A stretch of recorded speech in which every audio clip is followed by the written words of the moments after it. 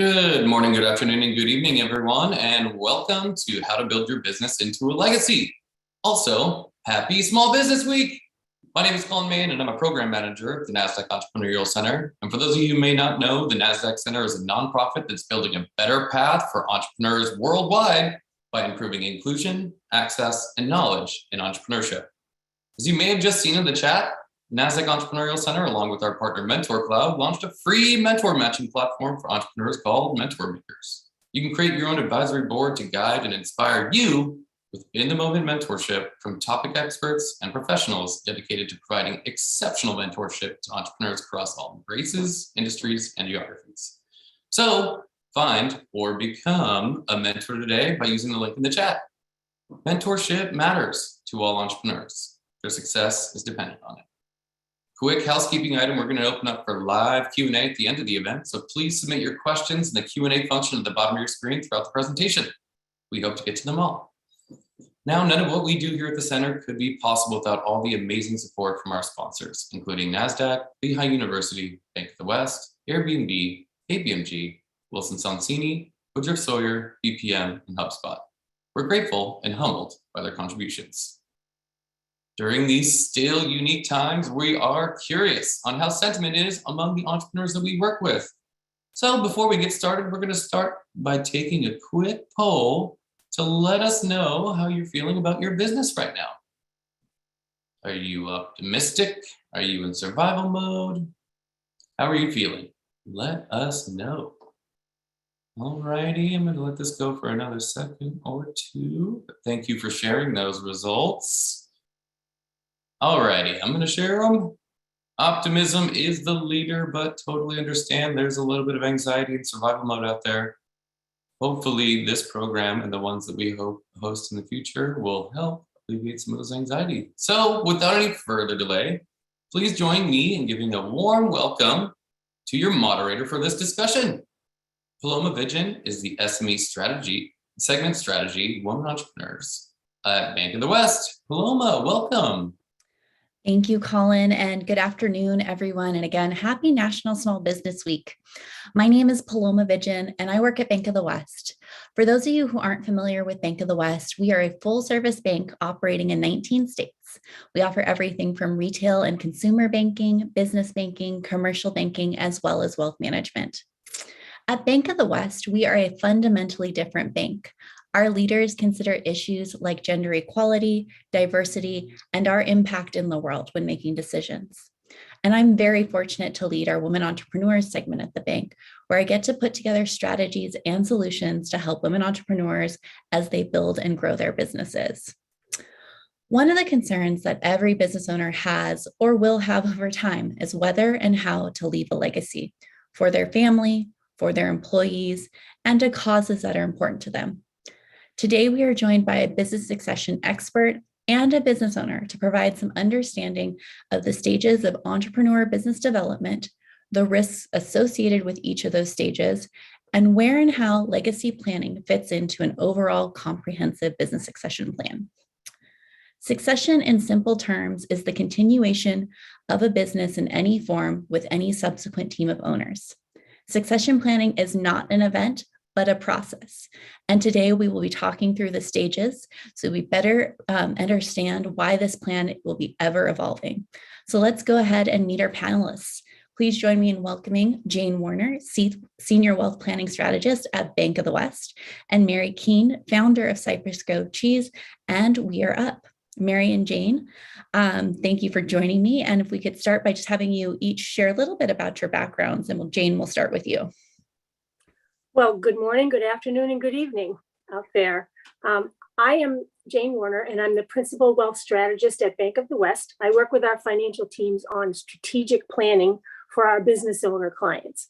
I've been an educator, I've been a private practice attorney, I've been a corporate attorney, I'm a mom, and I'm a grandmom, which is probably the best job I ever had, by the way. I have degrees in psychology, education, and law, and I have a specific specialty in business transition planning with a focus actually in real estate. But today I'm going to focus on everything, a business transition. And I've been at this for 25 years. Thanks, Jane. And Mary, welcome for you to share your story. Oh, and Mary, I think we have you on mute, unfortunately. There. There we go. That doesn't help, does it? Anyway, so I'm Mary Keene, and I'm the founder of Cypress Grove Cheese, which is a goat milk cheese production facility here in Northern California, on kind of in the rugged Northwest where the redwoods hit the ocean. So it's a really rural place to live. And when I started, there was no, goat cheese was not popular in the United States. So it was very much an uphill battle. So I've retired from that business. Like Jane, I'm also a mom and a grandma many times over, but I'm also the guardian of my granddaughter who's 14 with special needs. So I have started a new legacy project, which is called We Are Up. So like a lot of you, I'm a beginner in this again. And there's always something fun to learn, but it's really exciting to be starting at the beginning again, having a little history. Yeah, and Mary, again, congratulations on the new venture. I think we're excited to hear more about it. So Jane, let's dig in and begin with, with the diverse levels of business ownership in our audience today, some new entrepreneurs, some well-established, and some thinking about retiring soon. How would you start a discussion around legacy planning? Yeah, everyone has a legacy when they begin, and it's a good thing, and it's probably a grand thing to have an end game legacy. But I associate the success towards the legacy goal with managing risk at each phase of the business ownership. If you don't manage risk, your legacy will be depleted, at least, or reduced. And depending on the end game that you have in mind, which is transfer to family, or possibly keep the ongoing as a community icon for employees, or sell, each plan then would be different. And I can give you 3 examples. If you're a new entrepreneur, doesn't matter if you're young or older, but if you're younger and you have younger kids, let's say, you have a different focus and you will leave a different legacy if anything happens to you while you're young. So for example, you're doing 1,000% building a business. You're doing 1,000% protecting your family in case the business fails or you die, or you're not there in some other capacity. So your legacy can only be protecting those things. That's a great legacy, keeping lifestyle going forward. If you have a more mature business, or you're in this transition phase where you're thinking about retiring, you have different risks. You're not so much worried if somebody dies, the business, it doesn't have value and can support a family or be sold and take over charitable endeavors or whatever your legacy is going to be. But success breeds taxation. And one of the biggest issues that we face is the taxation of a business when someone dies. Estate tax is not an easy thing to pay when businesses are 60, 70, 80% of the value of the estate. And the last thing you want to do is have your business have to be sold, and then your legacy is depleted or completely destroyed by taxes. Other risks that you would face, lawsuits in a mature company would be lawsuits. Using debt. Debt's a great thing, but it's for capital needs. It's to expand executive benefits, but it does in a certain way reduce the value of a company if it has to be sold for a certain number of years while you build it back up. It's a great plan and I endorse it, but sometimes it's a risk. And then the other risk that I want to point out for both mature companies and retiring, people thinking of retiring, getting out, is family dynamics. This is often the most difficult risk that a business owner faces. Family that wants to come into the business, non-family managers that are doing a great job with the business, and all of the family conflict that entails. There are strategies for us to work on that, but for the most part, you have to start looking at your family really early in order to see what's going to happen, what's likely to happen, and then change over time. For the retiring business owner, one of the risks I think needs to be remediated before you retire is figuring out what it is you need in retirement, where it's going to come from, and how that's going to impact the business. The business could be devalued if you continue to take a salary, for example. That's where running cash flows every 6 months for a couple of years to see what you spend can come into play. But it's really important that you mitigate that risk before you don't have a business left to leave as a legacy. Thanks, Jane. And I love how both Mary and I started nodding the second you made the comment about family dynamics. So, Mary, shifting over to you, when did you actually start thinking beyond running Cypress Grove Cheese, beyond running the business and thinking about your legacy? And what were those first few steps you took? At the very beginning, you begin thinking about legacy because really rooted in survival. When you start a small business, you're all about, well, especially an unusual one like I happen to choose, where people backed up when they saw goat cheese. So I had to really think about, how do you create a market and how do you survive? Because you certainly can't leave a legacy if your business, well, you will leave a legacy, but it's not the one you're choosing if your business doesn't survive. So you begin there, but I always tried to separate my personal needs from that of the business. So I thought about what did I need personally and what does the business need? And sometimes those were different. And so immediately afterwards, you're going to have, from the time you have your very first hire, a constant will be to know who will add that long-term value. And for me, hiring a great skilled business person with a college degree, I'm an entrepreneur, full stop. I mean, I'm visionary and that's the part I like, but I'm not great at the details. So know yourself well enough to know where you need to fill in to create that strength in the business that will make it last. Who can add long-term value? Who can do things better than you? What do you hate doing? For sure, you want to hire that early on. But anyway, spend a lot of time understanding your personal skills and also your needs after retirement.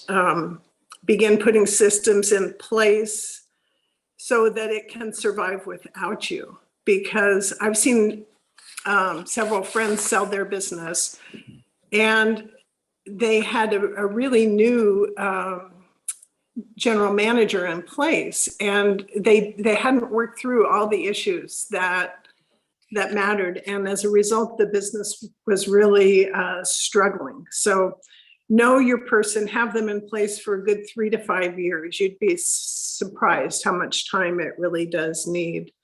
And then build a rapport based on trust, common values, pay close attention to other companies you might want to work with. So I consider it a strategic purchase rather than just who would buy it for the most money. But like Jane also, you really want to have your legal documents buttoned up. You want that company to have its own set of plans and have your estate planning, really well rounded out. Awesome. Thank you. I know we're not going to talk a ton about it today, in particular ESOPs, but I know that second line management is just so critical. So if you don't go to the sale route, but you do want to, transfer ownership to employees, like if you don't have that second line management, it just is impossible. So I think that's just such a great point to bring up to people, is having those hires in place and they can, be there to help run that business. I think it makes all the difference to whoever's buying your business that it's stable, and it makes all the difference to your company if it's stable. If it's not, I mean, I just sold one, but selling one business was really difficult. It's much harder than most other things because you don't have experience with it. So. Thank you, Mary. Jane, you mentioned that at each phase of ownership, certain risks are top of mind for our business owners and take up all their time, leaving little time to worry about things like business succession, which kind of Mary just touched on. What are some of the strategies they could consider at each level to assure that they have what they need to protect their legacy? Well, I think Mary was right. The first thing you're going to think about is the business, because without the business, you won't have a legacy if you want your business to be your legacy. And then you need to fit your family, your employees, and even your charitable inclinations into that plan in a way that is consistent and not. I hate to use the word diverse because we love diversity, but you don't want it to be diverse. You want your plan to be coordinated. You want your plan to be consistent. And then if you want your business to remain profitable as a profitable income source for your family, you're going to do it differently than someone who's just setting up date to sale at 5 years, and you're going to sell it and you know it. So my comments, they're kind of general, but they can be adapted for either type of business succession. More specifically, if you're a new entrepreneur, there's 3 things that you really have to do. You have to set up the business entity. And mostly you're doing that for personal liability protection. You don't want what you have outside the business to be at risk. If somebody gets hurt, somebody sues you, some employee issues come up and you have to pay out money, those kinds of things. A lot of people are using LLCs these days, S Corps, C Corps, those kind of things. The second is family protection. I have a suggestion for every beginning or every young entrepreneur with young kids. You need to protect your family's lifestyle from the untimely, unanticipated death, disability, or in some other way failure of that business. But let's take death, for example. If you die, if you have young children, this is my formula. You take the age of the youngest child, and you look at how many years it is until they get out of college. I'd use 22. So let's take a 2-year-old and they get out of college at 22. That's 20 years. The net spendable income that you bring in from the business or from whatever source you're getting your income each year is part of, maybe all of, what your family lives on. If you take that net income and you multiply it by the number of years, in this case 20, that's how much money your family needs to continue the lifestyle, to put the kids through school and everything else that you do, until your children are grown. Doesn't help your spouse, go into retirement or anything, but it does save the family. And I tell all the younger entrepreneurs to protect their family by going out and buying this term insurance stuff for that equation. It's cheap. It doesn't have to be that much. In addition to that, you want to have a will, you want to have a trust if you have children, you want to have healthcare directives, and you want to have not only powers of attorney at home, you want to have powers of attorney with someone at the business that can make those business decisions when you're not there to make them. If you have a more mature company, you have less risk of lifestyle loss if anybody dies, but you have other risks that it will take me a little longer here to go through some of the ways we mitigate those risks, but I'm going to try. Mary mentioned coordinating documents. Get your legal documents buttoned up. Well, buttoned up means make sure that your will, your trust, and your operating agreement or shareholder agreement or whatever your corporate documents are, make sure they're coordinated. So many times they are not. And I'll give you a quick example. An LLC often says first right of refusal to buy out other members. But you want your business to go on as an income source for your family when you're gone. Well, that doesn't match. And that's going to cause conflict, and that's going to cause more family dynamics. And actually, it's going to cause difficulty with managers that are in the company that are not family. Speaking of non-family managers, if you love them, you need to keep them. And certain types of employee benefits are going to keep them.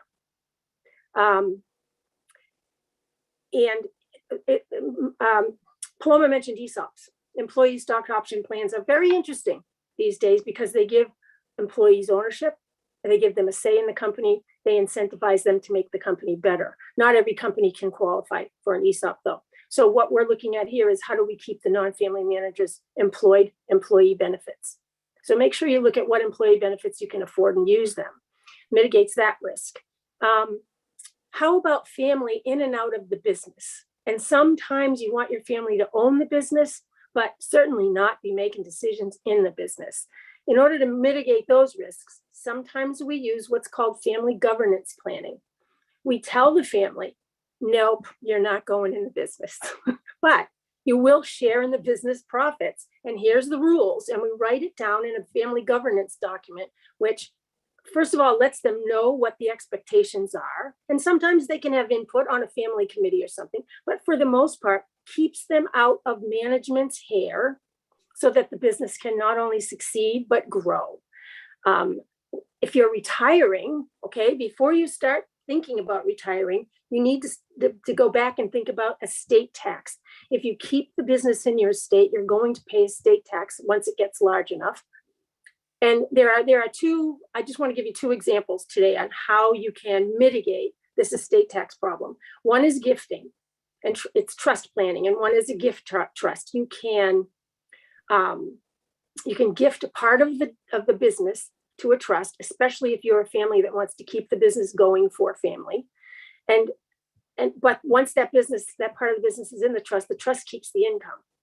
However, if you figure it out right, you can gift enough so that what you have left is what's going to produce the income that you know you need to spend, and you can spend down. And maybe your estate will be immediately reduced, and maybe it will be reduced beyond the estate tax. The other way to do this is to sell a piece of the company to the same type of trust and take back a note. And when you take back a note, you're giving yourself an income stream that you might need in retirement. It immediately reduces the value of the estate because you can make a gift using discounted values. And I know this is a lot, and I promise that if you want us to, we'll explain it all later. It also then freezes that asset from any further value in the estate, as the appreciation on that asset from that day forward will be outside the estate. Both of these will reduce the estate, freeze the estate, and lower the estate tax.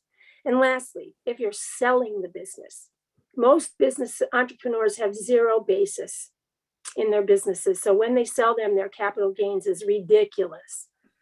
So we want to work on mitigating the effect of capital gains on the legacy. And one of the things we like to do there is pre-planning. We can pre-plan so that the business is worth less from a capital gains standpoint.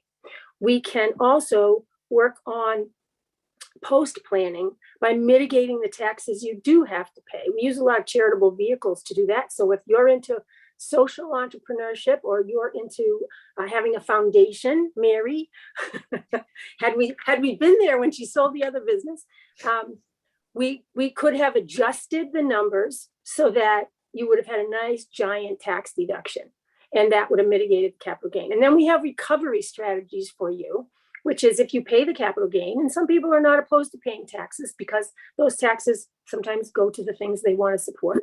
But you want to then take your after-tax dollars and maximize them by deferring their growth going forward until you cross that threshold where you've made the taxes back and now you're in growth mode again.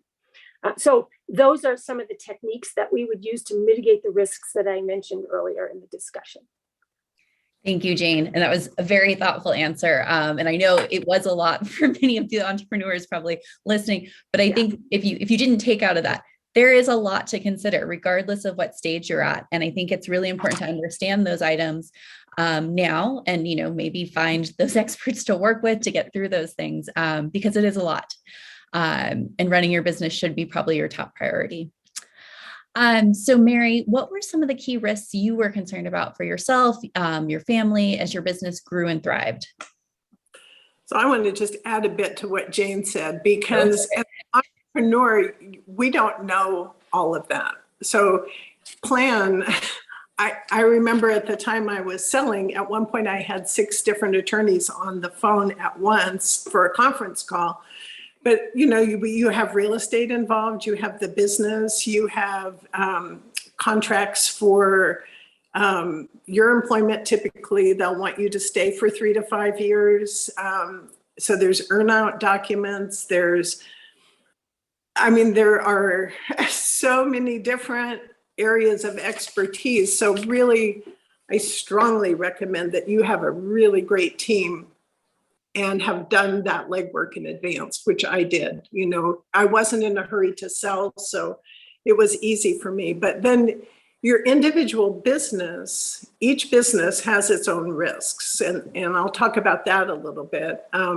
There's market shifts. Like, is your business at risk of that? It's hard to know, but think of a video store. I mean, I think we're all glad we're not considering that as our new business. But you have to really know the vulnerabilities of your business. Are your supply chains vulnerable? Cypress Grove uses goat milk, which you can't just go down to the grocery store or any supply house and buy. So we ultimately started a goat dairy, which was a huge capital investment, but we wanted that security for the sale so that, you know, supply wasn't an issue because we had been growing steadily for many, many years. Dairy is a high risk. There's food contamination. There's, even if it leaves us in perfect shape, somebody can let it sit out on the counter and be sick and sue you. So I mean, every business has its risks, and you really, really want to know those. Start auditing your financials 3 to 5 years in advance so that, I mean, when you're a small business, a lot of times there's some fluidity in where cash comes and goes. I mean, you have a tendency, at least I did, to write off more things than perhaps I should have, or you want to be really clear. I hired a controller, and I didn't really know what that meant until she tried to control my spending. But you want that money to stay in the business. You want the business to be profitable on paper as well as just benefiting you. And this kind of goes back to the idea of, you know, separate yourself from the business, because you're at this point where you're looking to sell, you're really looking out for the business to be profitable and give you that long-term legacy that you're looking to have. Don't try to grow too fast, because growth takes capital. And as you're growing your business, you know, you have that lag between when you sell a product and when you receive payment. And so it's kind of counterintuitive, but to grow too fast can really put you under. So pay really close attention to all those issues. And when I first started, like I said, goat cheese wasn't popular, and our family home went on the books to the bank as collateral. I could never get that off, ever. And so don't do that. I mean, there's things that, you know, you just don't know when you're starting and you're so anxious to get up and going, but really get the best advice and support that you can have at the beginning. Thanks, Mary. I know we did a recent webinar, and there was the business owner that was participating shared that she just had tremendous pandemic growth because she was a delivery food service for specialized organic boxes that were farm to table. And she, like, her business like quadrupled overnight, and she suddenly had to figure out how to scale her company. And then it dropped off after she'd put in all these strategies to help with that. So no, it's growth can be a negative thing in some ways.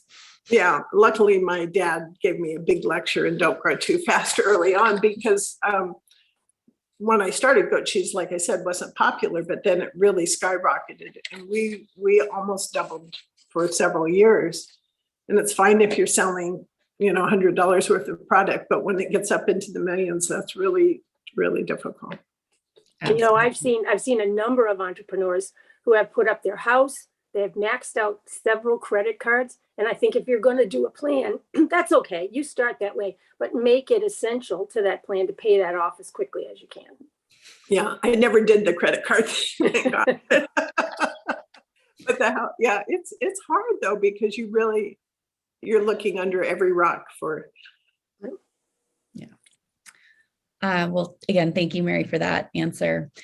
Jean, some of our business owners have partners, and you and I both know from our experience that having a partner is often the unfortunate downfall of a legacy plan. What can business owners do to avoid a family or partner squabble or even litigation after death? That's 3 words. 3 words: buy-sell agreement. A buy-sell agreement is a contract between and among partners that state what happens to if certain trigger events occur. And those trigger events could be death, dissolution, disability, retirement. And one of the big ones is divorce. Divorces happen and people lose businesses because of divorces. They're forced to sell them.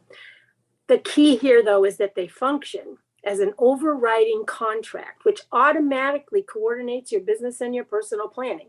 It's kind of a neat thing. Go get the buy-sell agreement, and then if you do find conflicts in your personal and business planning, you say, well, I've got this buy-sell agreement, so this is how it's going to go. And that often is the case, how it goes. The key to a good buy-sell agreement, though, is that it's got to be funded. How many of you would want your partner's spouse to be your partner if anything happened to your partner? Yeah, everyone laughs at that. And most people are shaking their head, probably not, but the spouse could be a partner if the spouse had no say. So you want documents to do that. But in the event you want to be able to buy out a spouse and they want to be bought out, you have to have a way to buy them out.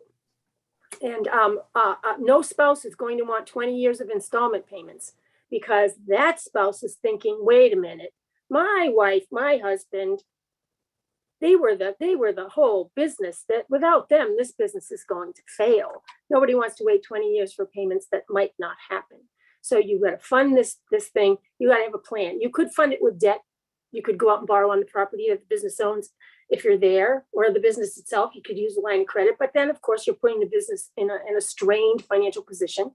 You could certainly have a savings plan all along the way, but if anything happens before you've saved enough, you're kind of in a pickle. And so oftentimes we put life insurance, cross-owned life insurance, on partners, and it can be term insurance for 10 years, 15 years, 20 years, whatever, not expensive, so that if anything happens, one party can buy out the other party if that's what they want to do. And you put it in the buy-sell and it overrides everything else. It's a good document. And Jean, what about updating it? Because the other thing we've heard is people write to buy-sells and leave them in drawers. Yes, in the year 1998, the business valuation language in the buy-sell would be really off by 2022, things like that. Yeah, you do want to occasionally look at the buy-sell. Maybe you want to just get rid of the buy-sell at some point and incorporate it into the business documents, because you are finally sure of what should happen. The only thing I would say is that in the case of late, you want to have a buy-sell in the case of late stage divorce, because it does, it forces the sale of businesses more often than not, and that's not what you want. And what you do is you require that the business ownership of the divorcing shareholder is sold back to the company. That way the business itself is not involved in the divorce, and the shareholder can buy it back after the divorce if they want to. Thank you, Jane. So shifting gears, Mary, what does legacy mean to you based on where you want to take, or where you took your business in the future, or in the past, well, his past, future, and then what you've thought about, especially in your new business? So I had a neighbor who sold his business here. Humboldt County is a really rural community, large in space, but few people. He sold his business, and later it was parted out and shipped out of the area. So all the employees were left without jobs. The business still exists, but I knew that was not the legacy I wanted. I wanted the business to exist in our community because it adds a lot of really nice jobs. If you work, we were 30 years in business, and the people you work with you spend more time with them than you do with your family. So for me, the legacy was having the business stay functional and growing and strong in our community. So there's the people, the business, and the community were all part of the legacy I cared about. And that means I knew how much money I needed or wanted. So, as Jane says, you need to know what you need. And then beyond that, I have a belief system that says, if you have enough, you don't really need more. So I sold my business for enough. And once I had that number agreed upon, then I started looking, and I had several offers. I was really fortunate, but I started looking for good strategic buyers that wanted us for a reason and would agree to all my details. Like, they had to leave it in Humboldt County. They wanted me to stay for 3 to 5 years, then they couldn't send anybody to take over. They couldn't tell us what to do for 3 to 5 years. If my bonus earnout payment was based on the success, they couldn't mess with us. They couldn't fire anybody. We were in charge of those things. So I thought about everything other than money, because the money was already agreed upon. And we started putting things like our dairy farmers. Farming is a hard business. Everybody knows that. So we went and gave them an increase in milk pricing, knowing that that probably would not happen later. We looked at people's wages, got them to a level that would take them for a couple of years. So we did all those things in advance of the sale, so that I felt that the company was selling for a price it could afford to pay off, because frankly, that's what has to happen. You get cash and the business is going to cover those expenses. So, and I never thought of it that way.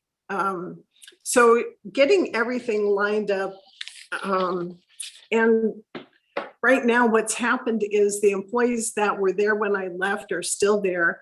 They're not only in their same positions, but a lot of them, the company that bought us is another dairy company, but they're based in Switzerland. Our employees, because we had such a strong company culture, are going over and working as leaders in Switzerland or other parts of the world. And they have so much opportunity that they're just, they're really happy, because I was the old one there. And you want to consider your employees. What are their needs? What's going to keep them there? Because that is the secret sauce of a business. It's not all on the paper. It's how do people feel? Do they know they're cared about? When I got the earnout after 3 years, I shared that with employees based on their length of time with the company, not on their not on their job description. So the guy that's washing dishes, who had been there longer than our new GM, he got more of an earnout than she did. She got other things. I gave her a percentage, that grew over time. So she ended up with 10%, but it was 2% per year for 5 years. So the golden handcuffs of staying. But she now has a great job. So, and for me, then that money grew. Once you have enough money, you invested, and the market was pretty good. So I ended up with, again, more than I needed. And that's what caused me to start this new business, because as a grandma with a special needs child, and I'll be 75 this year, it's like, what happens if something happens to me? And, in my research, I found that 90% of folks with disabilities are living with a parent or grandparent over the age of 60. So what happens to those folks? And 40% of homeless shelters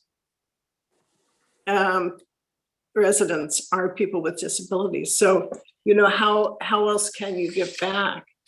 And that's what keeps me going. I think if you're an entrepreneur, you're one from the beginning and always looking for a challenge. That's exceptionally admirable, though, that cause. Dear to my heart as an ex-teacher. Yeah. I taught special needs. Oh, you did? Dear to my heart, yeah.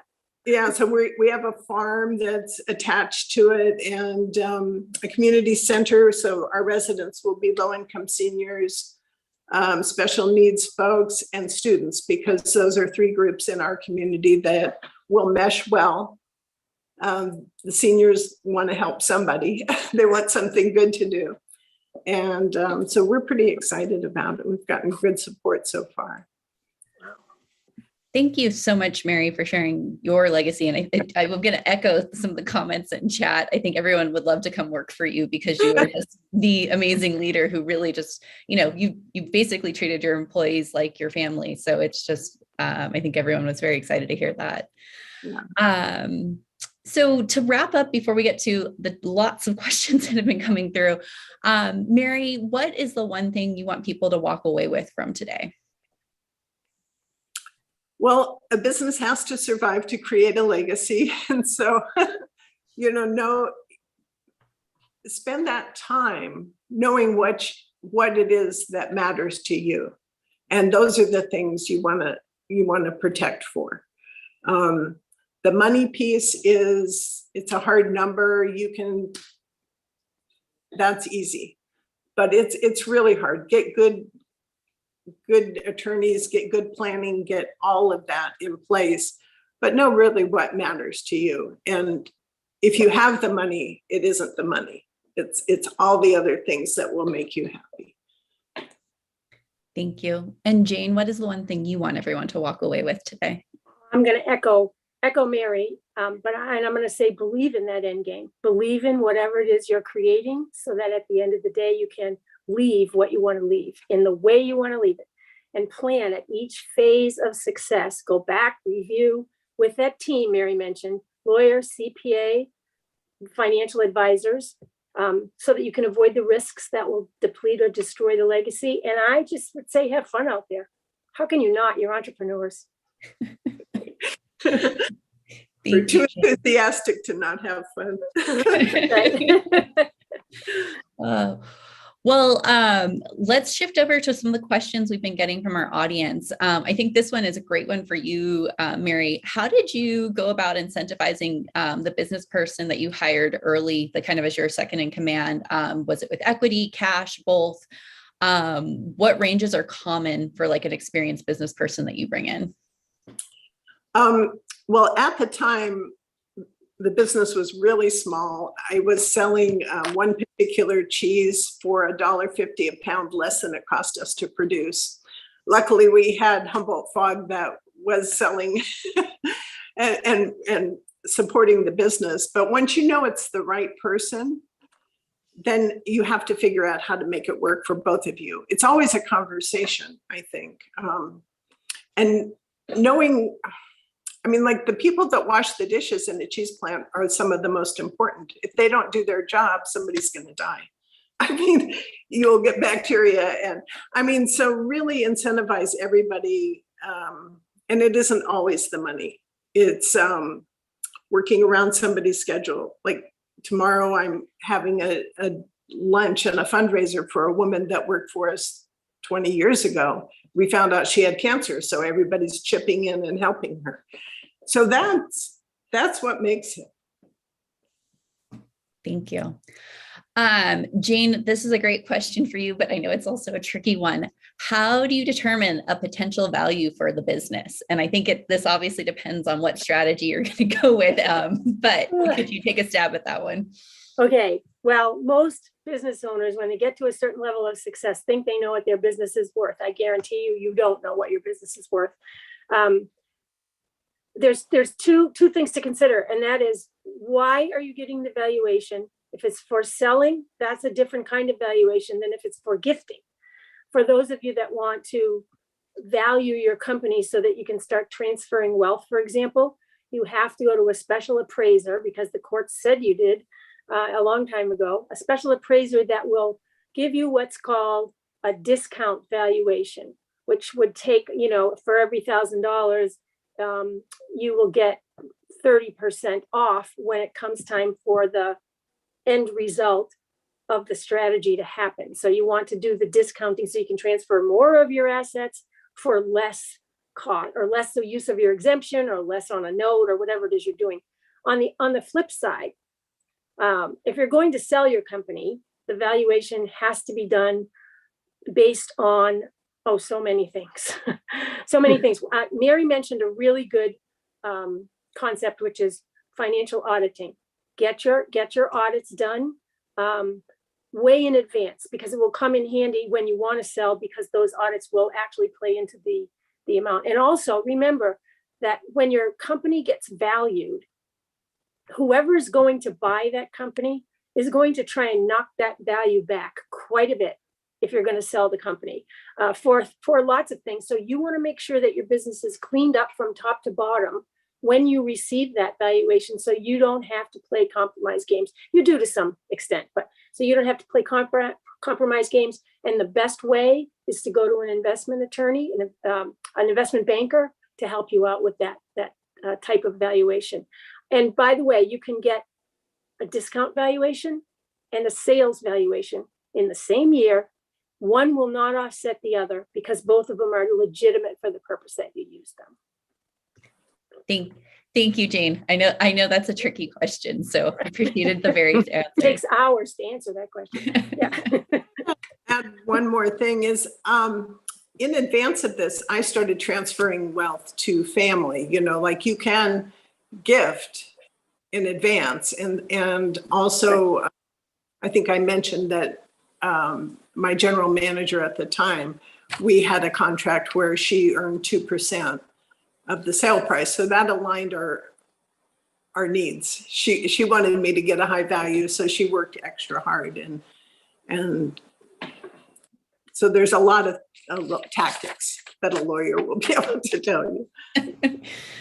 Thank you. Mary, got a question for you, which is not horribly related to the topic, but I think it's a great one. Can you share an example of a time that you really felt overwhelmed as a business owner, like maybe potentially your business might fail, and how you overcame that or bounced back? Yeah, I'll tell two really quick ones. The first time I went to fire someone, I ended up giving her a raise. So that just lets you know where my ground is. So, yeah, we had a really hard time where I had you have to pasteurize milk to a certain temperature. And if it's not pasteurized and held for that amount of time, you have to recall all your product. And I had a pasteurizer person who didn't keep it. It was 30 seconds under the limit. We had to recall all of our cheese from all over the country. And it was right when we were getting ready to move to a bigger facility. So I was deep in that move and the costs of the move and the design of the new facility. And it was horrid. And you just work. I mean, that's what it's like startup mode all over. It turned out that, all my customers were great about returning the product, and but it was tough. And every business will have that, and you have it. It just happens, which is one of the reasons at a certain age you want to sell, because you can't put up with that any longer. But it is hard, and you look to friends and family. I mean, we went in and scrubbed and cleaned and did bookkeeping till late at night. It's hard. I can't give a sugarcoating on that. Thank you, Mary. Jane, what should a buy-sell agreement include between two founders that are not married? Two founders that are not married. I think it's important for the conversation, to have the conversation. Well, it depends on what their end game is. We're back to that. But whatever the results are going to be, whether someone dies and they want money to go to a certain foundation, or nieces and nephews, or if they're not married, they could be divorced, it could be kids, that writing that into the buy-sell isn't typically done, but it could be. The buy-sell usually just addresses the main, if I die, if I'm disabled, if I want to leave and retire, and you write the words in that you want. I mean, it's a contract. It can say what you want it to say. But are you talking about perhaps same-sex couples that are not married? Because that's something else to think about, And in terms of a buy-sell, I might register as domestic partners to avoid some of the issues that might happen or get married. But in that case, one probably, I have a couple clients like this. One actually probably wants the other to be taken care of, but then there's also the nieces and the nephews and the charity that want to benefit from that person's share of the business. So those are the things you would write into the buy-sell, the split end, I guess I would call it. Were you thinking of something special or specific, Paloma? Because we've talked about this a lot. I didn't get that out of the question that was asked, but yeah. But I think you got to some of those things. I want to follow up, both Jane and Mary, you guys have both talked about advisors. And we've actually had two questions around, like, where do you either go find your attorneys? Do you go to your bank? How do you do that? So I'd love to have both. Actually, Mary, maybe start with you. Like, how did you go about finding your team of advisors? Well, like, as I've said, we're in a very rural place and there's not that many attorneys. So I have a local attorney who I work with for my estate planning and trusts and that kind of thing, because you really need an ongoing relationship with that. But my youngest daughter was an employment attorney in Los Angeles and worked for kind of a large firm that had all of these built in. And having her as an advocate was really helpful because but that's who I went to, was her firm. And she's now retired and doing nonprofit work as a volunteer immigration work. But yeah, it's hard, but it worked really well for me to have one firm that had all the aspects I needed, like the real estate, the contracts, she knew how to write my employment contract at the end of something I would never have even thought of, that I would get lifetime free cheese. Of course, I want that. I'm just saying, there's a lot of details that you will not consider. And it's hard because if you're a true entrepreneur, your business is like a third, fourth child, whatever.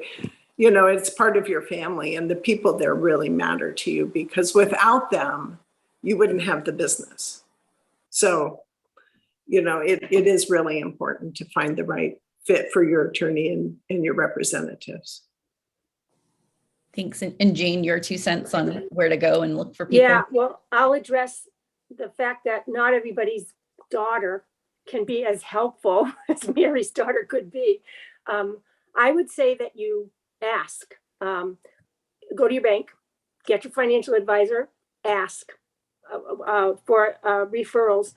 If your financial advisor knows you really well, maybe it's a lender, maybe it's the person who's got your savings and investments. They know people, and they're very willing to put you in touch with people that can help you at each level, whether it's personal, whether it's business, whether it's debt. But also, one of the keys is try and get them as much free advice as you can. Let's talk about cutting into your budget with legal fees. I used to be there charging legal fees, and I know how expensive that is. For example, at our bank, I'm there. So there's a lot of, it's not legal advice, but it's a lot of education that you want to get before you go into the law office and say, how about this? We're maybe thinking about that. And get as much of that education as you can get from your CPA or somebody that doesn't actually charge you a whole lot of money, and then go to the attorneys to set up things. If you can too, make sure the attorney, that your personal attorney, your business attorney, your CPA all talk to each other, so that one hand knows what the other hand's doing all the time. And when it comes to specialty things like selling the business, you'll hire specialty members of the team, and you'll get referrals for that too. Thanks, Jane. I did have someone ask for that clarification. Could you share that calculation again for people who have kids? Okay. If you have kids, youngest child, and how many years until that youngest child is 22? Take that number, multiply it by your net spendable income for that number of years. That's the total for the term insurance you should go out and get on yourself. Does that do it? It does. I can send it to to our wonderful people at NASDAQ, and maybe that person can get an email from us. Great. Okay. Well, we are coming up to time, so I'm just looking if there's any other of these questions we really wanted to get to. This is a simple one, I think, for you, Jane, but what are your recommendations for a case where the executor on your will, their eldest, has zero interest in the business? I want to protect my employees and, as you say, the legacy.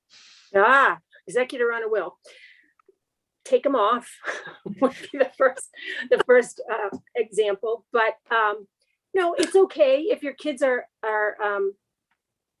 part of the personal plan. But I really think that the personal plan itself has to state the role of the executor and then the role of everybody else, including who's running the business. You can do that by writing it into a trust and making your will a pour over. That will then pour over to the trust. The trust will control. You don't have to make that executor the trustee. That executor's only role will be to marshal the assets into the trust and then choose someone else to be the trustee for the trust. And then if the business is going to be in the trust, which it probably will be, it's very easy to say how that business is going to continue to operate. Thank you. Well, Jane and Mary, it's been such a pleasure to get to have this conversation with you both today. It's been nice to have Jane just from the practical of how it all works and planning, but Mary, to actually hear your live experience and how you went through selling your business. So thank you so much for both sharing your wonderful insights and knowledge. And if you haven't seen it in the chat, I think everyone has just so much enjoyed this conversation. So thank you both. And Colin, I'll turn it back over to you. Paloma, Mary, Jane, thank you so much. Really appreciate you sharing your insights and part of your journey with us. As Paloma mentioned, everyone in the chat is so appreciative of learning from you. So on behalf of everyone on our team and everyone in attendance, Mary, Jane, thank you so much for joining us. Welcome. Thank you. Thank you for having us. All right, for those of you still on, we have one last poll that helps us guide what we should be offering in the next couple of weeks. So my question to you all is, what's keeping you up at night? Is it finance, sales, marketing, scale, pivot, team, or just surviving? So as I mentioned, these topics in your submission will help us understand what we should do in the next couple weeks. Thank you all for submitting. Looks like no surprise there, finance is at the top of the key, but it looks like we got a good mix between sales, marketing, and scale. So hope to look out for those in the coming months, and hope you can join some of our other upcoming webinars that are based on those topics. You can use that link in the chat to view a few of them coming up. Also, Bank of the West is hosting another great event on May 10th on how to pick your path as a women-owned, mission-driven business. On behalf of everyone on our team here at the NASDAQ Center, we thank you so much for joining us today, and we look forward to welcoming you all online soon. Have a good one, everyone.